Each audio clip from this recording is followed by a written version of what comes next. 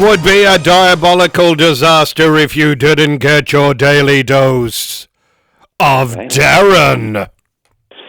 Daily. Thanks, Tony. Oh, it's not that. It's twice a week. We play Darren, you. That's you, Darren. So Friday, Yes, Monday. Thank you. Yeah, wonderful. I love it. I look forward to it. Well, so do I. I dream about it. Do you? Yeah. Okay. So you're pretty happy your team won? Oh. I think, look, I have to say, you were going to blow it. Yeah. Geelong had 3 opportunities and they had 3 of the worst kicks you've ever seen in their 50-metre arc in the last quarter. You mightn't have remembered because you only see it one way. But I was asleep during the whole thing, Darren. No, you were great for 3 quarters, but I really think you were going to blow it again. But don't. Gary Rowan kicked an absolute shocker. Someone up there with 3 shanked kicks in the last quarter. Yeah. From their forwards. Had they even been, if one of those was a goal and a couple of misses, they would have got the 8 points. But anyway, that's not a football segment. You know what Carlton were like, Darren? Carlton were like that kid in crutches who throws them off and suddenly starts dancing. Yeah, everyone starts crying. A bit like Elvis. Yes, exactly. He does the Elvis Walking dance. the way Elvis walks in Jailhouse Rock. And which you pointed out to me, the lyrics are, "You're the cutest little jailbird I ever did see," which is some sort of homoerotic thing. In a 1950s song, it still strikes me as pretty odd. Yeah. Yeah. Well, anyway. Yeah. So that's footy, and that's great. Have you had a nice time? How's your week been? Well, the week was insane, Darren. I should tell you that yesterday being Thursday, I went up with the roulettes in a PC21 over Melbourne, over the Grand Prix. All right, Woody said something about that. I didn't know what he was talking about, a PC21. I thought that's a computer or something. Or the latest iPhone. No, PC crashes, a PC21 doesn't, because it's flown by experts. Right, so you went up in a jet, which you have done before. I've seen photos of you in a jet. Well, yeah, this was a propeller, but it's, flies like a jet. It was amazing. It was an ejector seat, so I had to wear, proper sort of safety gear and a helmet and an oxygen mask. What do you mean it was an ejector seat? It's good. Like when you've had enough, when they think you've had enough of a go, they say, right, let someone else have a go. They just fire you out. That's exactly what could have happened. They were. Do ejector seats sometimes just go off when they're not meant to? No, only if you pull a handle, and it's one of those weird things where you've got to keep telling yourself, don't pull that handle, don't pull that handle, don't pull it. Really? Oh. And it's sitting next to a box of chocolates or there's all this temptation. There's some men's interest magazines near it. Like it's kind of booby trapped. Yeah. That's right. Have you ever jumped out of a plane? Have you ever parachuted? Have you ever done that? I have done that years ago. Did you do it on your own, or did you go with the chaperone, which is sort of the modern way? I had a chaperone. When you cuddle some professional and you jump out. That's right. We'd only just met. Yeah. Did you do that? Yep, I did do that. So you're hanging on to some guy. That's how they market it to everybody. You want to jump out of a plane, you don't have to. Because I remember years ago, you did it on your own. No. People would train and jump out. Yeah, and there is lots of training. And then on my one, we were up at around 8,000 feet, and a girl who was going to go out for her first jump suddenly said she didn't want to. And my instructor started screaming at her to get out of the plane. And I interrupted him and said, look, maybe if she doesn't want to go, she doesn't want to go. And he turned and pointed his finger, right into my chest and said, you stay out of this. And this is all with all your hair all flapping about because you're standing in front of an open exactly sort of door bit of a plane. So your hair's all unkempt, flapping about, and he said, stay out of this. And you're going, what? Because you really got to yell at each other to be heard. Is that what you mean? Yeah, exactly. Right. Hey, I think you might have told me about that. She didn't want to go, and what happened then? You just threw her out.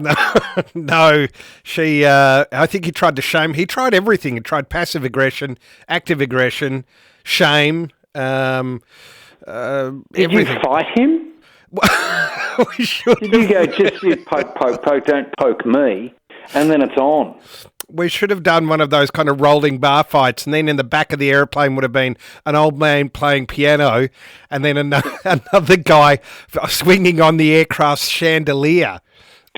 Yeah, you punch him, and then he rolls back, and he pulls out some metal girder bit to play around. He swings, throws it at you, misses, knocks the pilot out. Yeah. Hit the pilot's now unconscious, and it's just, I mean, sure, you laugh about it later, That's but right. it's just this comedy of people crashing into each other. Yeah. General stupidity. So it was like that, right? It was crazy. Yeah. Good.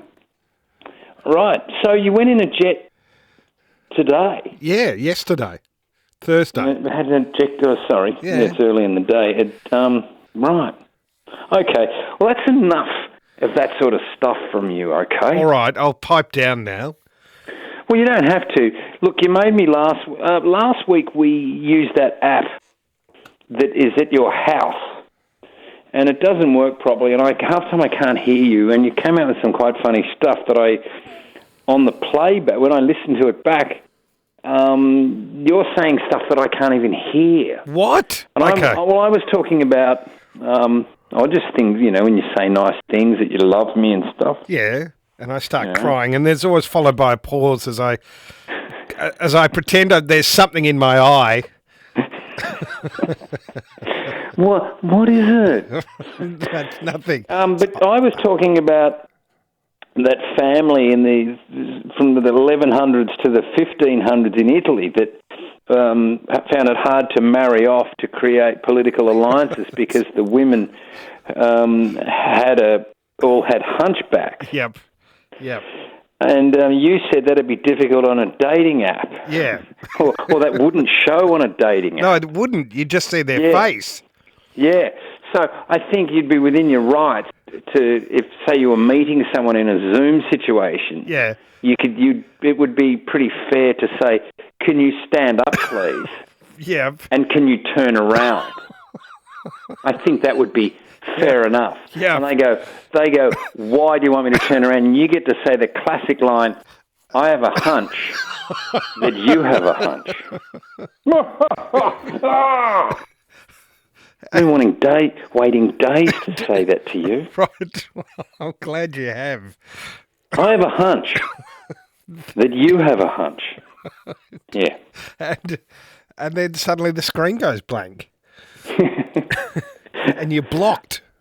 You're blocked because you're a bigot. Exactly. You've hunch-shamed somebody. You have hunch-shamed somebody. Hunch-shamed. Then it goes viral. Oh, I love modern stuff. Hunch-shamer. Right. If you had a hunch, Yeah. in fact, we could both do it. Let's say we both had a hunch. Yeah. Could we go to France and then go to Notre Dame Yeah. and just walk around? Yeah, we could. And people will be going, "Oh, you are kidding. Stop it. Look at those guys." And we'd be just walking around Notre Dame with our hunches. Until we were both run over by men in berets, striped white singlets with bunches of onions hanging from their handlebars.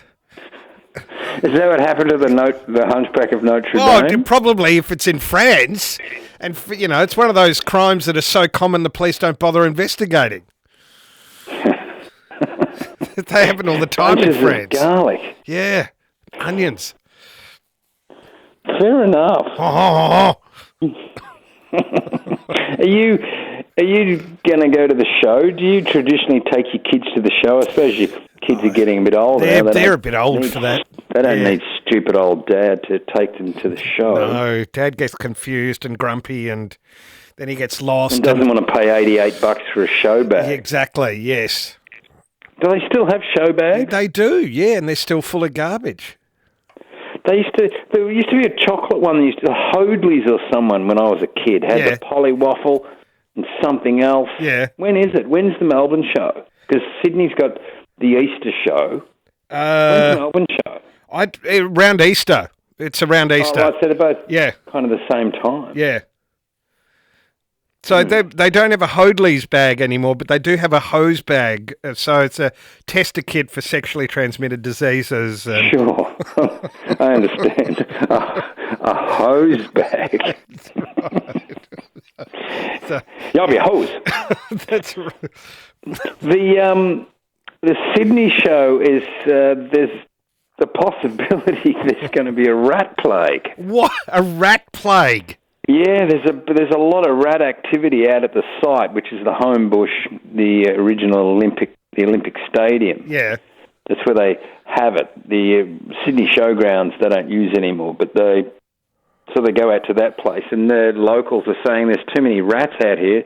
The council hasn't done anything, and they fear, Tony. They fear that Easter could be overrun with rats. Okay.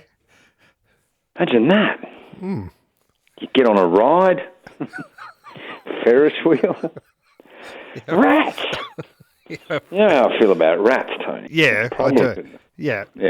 We had rat plagues earlier. I think I was telling you how they did a survey during the mouse plague, and they found that 85% of people were having trouble sleeping. Yeah. During the plague. Like, they actually went around while there's all these mice everywhere, and they knocked on people's doors and said, "Hi, it's a good time for a survey." Yep. How are you sleeping well? I love it. But the beauty of that is that means there's 15% of people just going, "Oh, I'm going to sleep now." And they got rats gnawing at their face. Doesn't bother me. No, in a straw bed, which rats love, of course. In a warm straw bed. Yeah.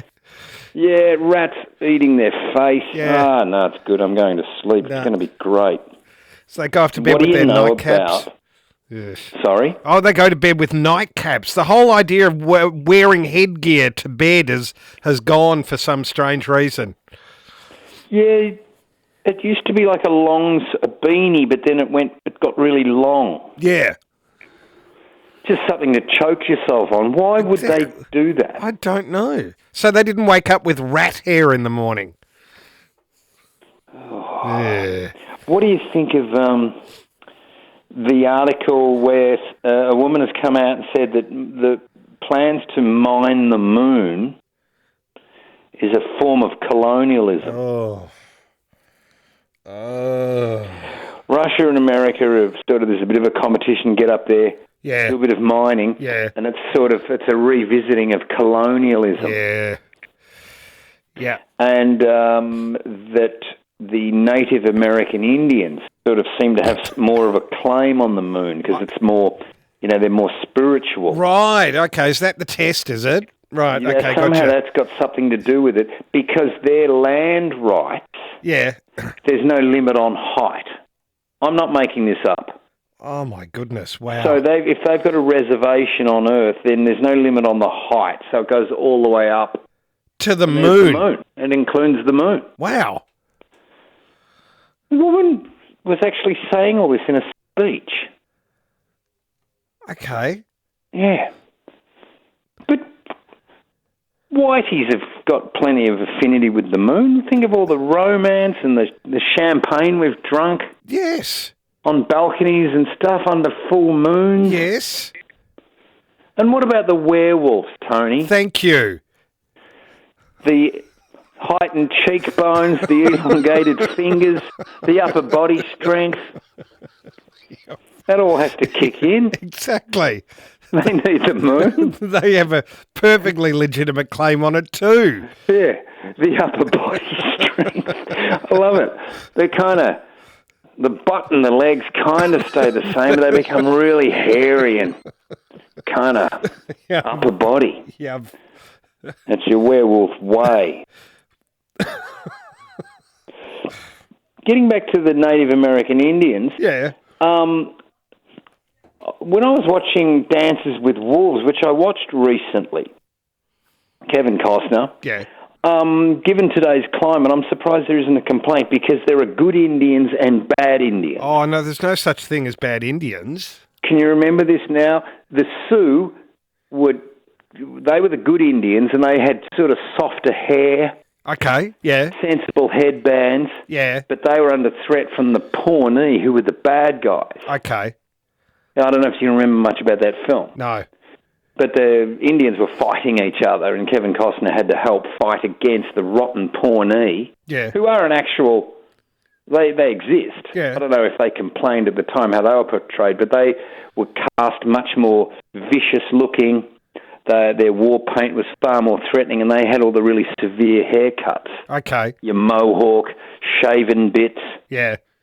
Yeah. I just thought it was a bit unfair on the Pawnee to be portrayed that way. But I also would like to say that Whitey's adopted some of those haircuts. True. You know, the mohawk Yep. and some of those extra shaven bits. Yep. But they're not... The Pawnee haven't taken on any of the white man's haircuts. Like? Well, it'd be reasonable to see a fort being attacked by a bunch of guys with nice side parts. Yeah. Yes. That would be some sort of reconciliation or a sort of a meeting. A guy's scalping you with a little axe, but he's got a nice, clean side part. That's right. Maybe with some Brill cream. Yeah. Yeah. With a brushed back bit. That's right. It's not too much to ask. Yes. In the spirit of meeting us halfway. Yes. Hey, do you know about... Oh, I left that bit out. I left a funny bit out. I was going to... Did you ever read The Hunchback of Notre Dame? No, I've never read it.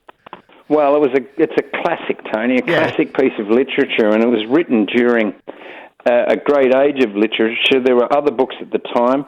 There was The Cleft Palate of Springvale, The Webbed Foot of Geelong, The Forceps Delivery of Glen Iris, and The Pinhead of Thornbury. All fabulous books.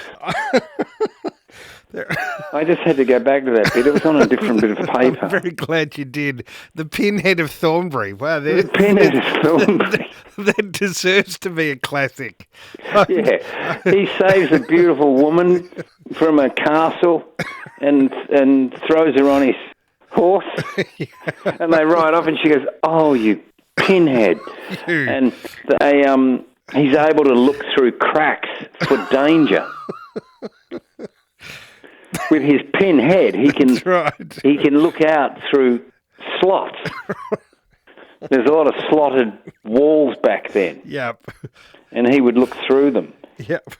And she enjoyed that. All right.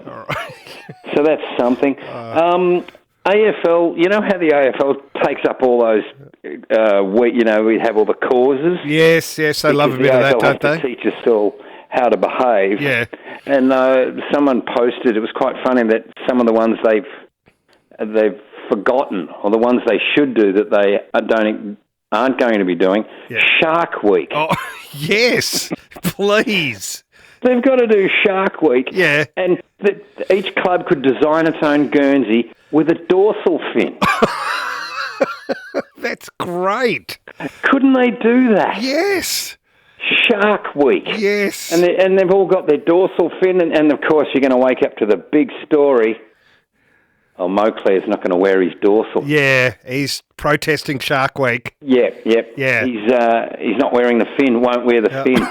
And it's on every radio station. You just wake up to it. Yep.